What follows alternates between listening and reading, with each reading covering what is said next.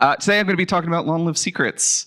If we haven't met before, my name is Billy Lynch. I'm a software engineer over at ChainGuard.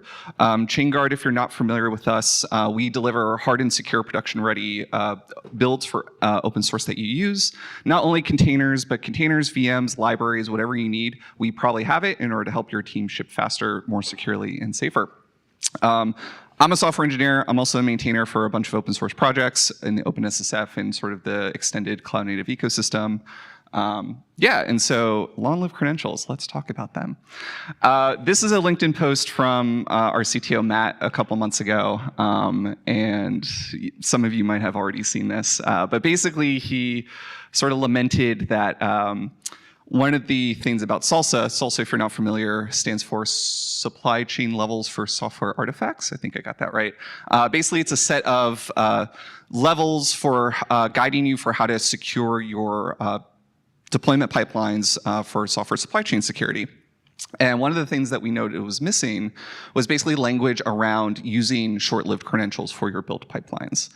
And I kind of agree with Matt here. One of the things that's kind of odd is if you look at SALSA very strictly, one of the things that's actually kind of valid for SALSA level 3, which is like the highest level, is you can actually leak your credential for your container registry, for your storage bucket, and still be considered SALSA L3, so long as you're doing all the other verification, signing, everything else, right? The idea is like it shouldn't matter if extra things get into your bucket so long as you can prove and ensure that those things are being signed and verified and can only come from your pipeline. Which is true and valid, but like also from a security standpoint feels kind of weird, right? Like why would you consider like leaking a credential like secure behavior? And we're not gonna go into should this be in SALSA, should this be in like a different framework or anything like that. But one of the things that we like to think about at ChainGuard and like how we approach sort of supply chain security and software security is this model of like Swiss cheese, right? So it's never any one single layer that is providing us complete coverage for everything. What we really want to do is layer multiple things together. And so even if one thing misses something, we still have another layer that will catch it. And sort of in aggregate, then we get this defense in depth that can help us secure our pipelines and our repositories. So we are big fans of short-lived credentials, and in particular OIDC Federation. If you haven't heard about this before, highly, highly, highly recommend you take a look. Many cloud providers support this today. Basically, if you're running on any cloud, most CI providers, they give you short-lived credentials that you can then exchange for identities to talk to other APIs, whether that's your cloud provider, your registry provider, anything else. And again, when I say like many cloud providers support this is just a list I pulled from Sigstore.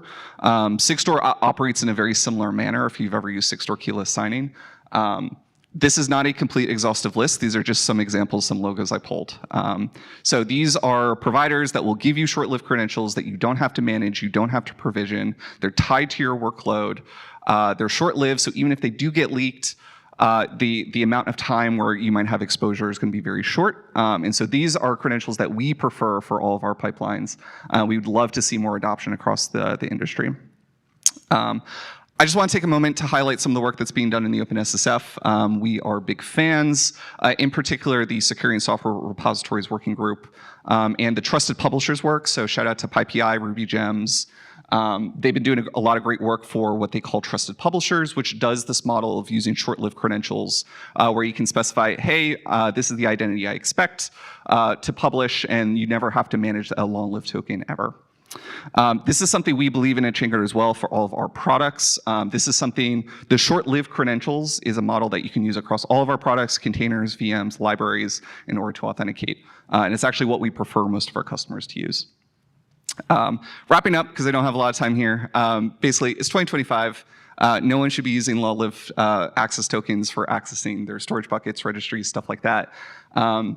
Highly recommend taking a look if you can move to a short-lived credential model. And if your provider doesn't support short-lived credentials, you should start asking because it's becoming more of an industry standard. So that's all I have. We'll be here all day. We have a booth outside.